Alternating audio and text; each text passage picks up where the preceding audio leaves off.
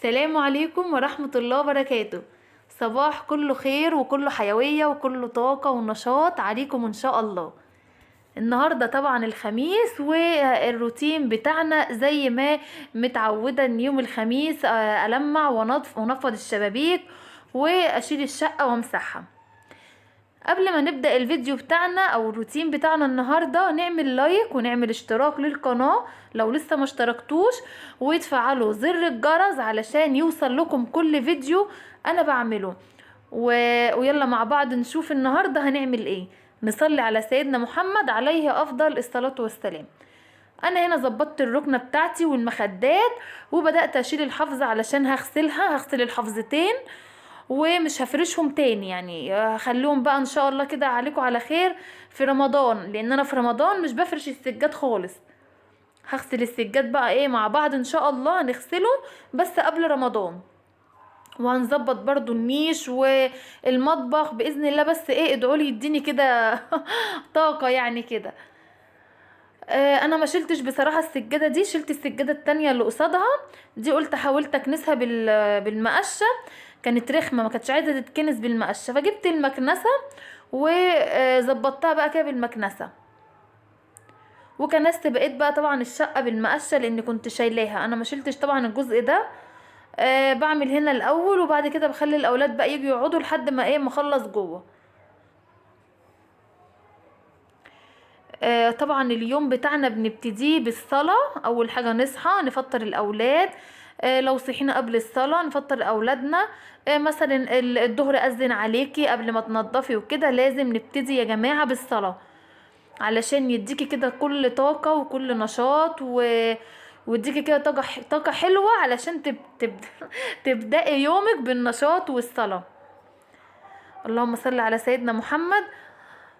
بحس براحة بجد جميلة أوي وانا بكنس بالمقشة.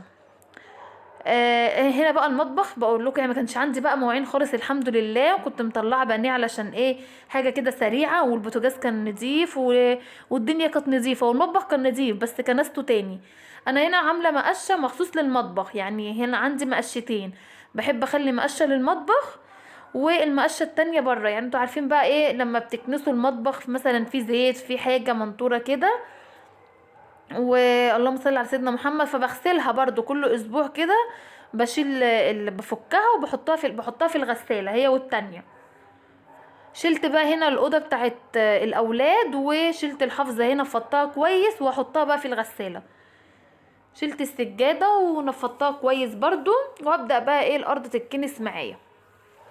دي كده المقشة دي بتاعت الشقة بره، ما اقدرش اكنس بيها المطبخ ابدا، لان طبعا عارفين بقى ان ممكن تكون في حاجه مثلا متنطوره كده من تحمير مثلا بطاطس كده.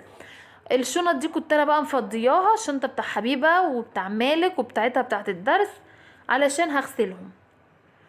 كنست الشقه كلها وجينا بقى ايه علشان همسح الشقه زي ما متعودين، بمسح الشقه بميه وملح، وبحط بقى فيها ديتول، دوني، معطر، اي حاجه اي ريحه حلوه عندك حطيها.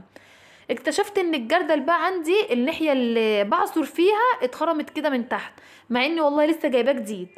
فطبعا قلت اتصرف، يعني اكيد مش هرميه لان الناحيه التانية سليمه، هو ايه على جنبين. فاتصرفت، الجيش قالك اتصرف. جبت طبق بلاستيك اللي هو الاحمر ده وحطيت ده فيه، يعني مفيش اي حاجه تنزل من الجردل في الارض. الميه اللي هتنزل كلها تنزل ايه في الطبق الاحمر. مسحت كده المطبخ والريسبشن الجزء بتاعه، بس مالك ماشي قدامي بيتمشى كده. خلاص الصلاة الحمد لله راقد بإذن الله، يعني مجرد ما دخلت عملت جوه. شايفين الكنبة عملت ازاي، والكرسي برضو اكتشفت بعد ما شفت الفيديو وانا بسجل، شايفين عامل ازاي من نعكشة. تمام كده الحمد لله. الصلاة بتاعتنا يعني كده المفروض انها راقت بس هم مش بيخلوا حاجة على حالها، انتوا عارفين بقى ايه الاطفال. النيش اهو ان شاء الله باذن الله، ادعولي نعمله مع بعض كده قريب ونرصه كده رصه حلوه. فرشت بقى السجاده، غيرت المشايه بتاعه المطبخ دي غيرتها، بحب كده اغيرها ايه، عندي 3 بغير فيهم. اللهم صل على سيدنا محمد. عندي سبت غسيل هننشره مع بعض. وادي الاوضه بتاعه الكتاكيت الحلوين عيالي خلصت برضو. اللهم صل على سيدنا محمد. طبعا يا جماعة النظافة زي ما قلت لكم بتبقى في كده حاجة كده جميلة يعني، وانتي بتنضفي وتيجي تشوفي تعبك كده، لا كأنك بتبقي مرتاحة. طبعا البلكونة عملتها ازاي؟ ايه بالبخاخة بتاعة المية دي، السور والحبال، علشان ايه؟ اعرف انشر يعني الغسيل.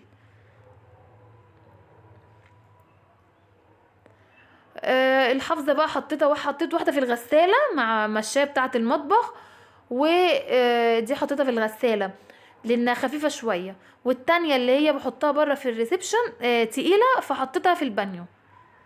هقول لكم دلوقتي انا حطيت ايه. يعني حطيت في البانيو نفس الحاجات اللي حطيتها في البانيو حطيتها في الغسالة.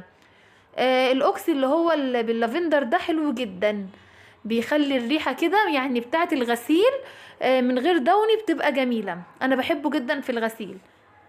حطيت كده كمية حلوة في البانيو، مريت البانيو يعني الاول، وصابون ابيض ده بتجيبيه طبعا من عند بتاع الصابون، بيخلي الحاجة كده بصراحة تلمع.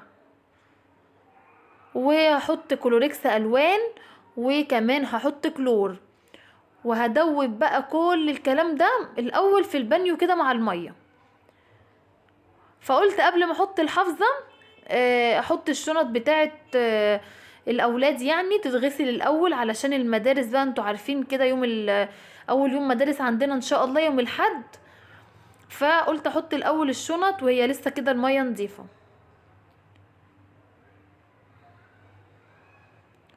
تمام زي ما حضراتكم كده شايفين. اتمنى الروتين بتاعي يكون يعجبكم يعني، وعايزاكم تكتبوا لي في الكومنتات.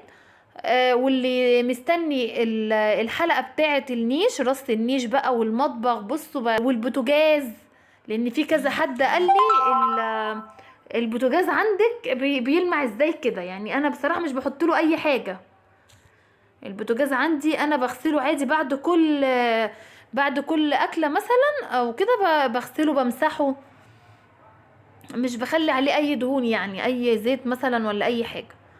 الشنط عندي انا بحب اغسلها بالفرشة، مش بحطها في الغسالة يعني، علشان اللهم صل على النبي بتقعد ايه يعني، بحس في الغسالة بتبوظ. يعني انا بحب احطها في البانيو مثلا، او في طبق عادي مثلا صغير، واغسلها بالفرشة كده بالشكل ده. في الغسالة بتقشر مثلا لو عليها رسمة كده زي الشنطة دي اللي معايا، بلاقي الرسمة قشرت. هخلص بقى ايه الشنط، وبعد كده هحط الحافظة. الحافظة بقى بصوا زي البطانية ما بتغسلوها، يعني بصوا الشنط كده انا شطفتها.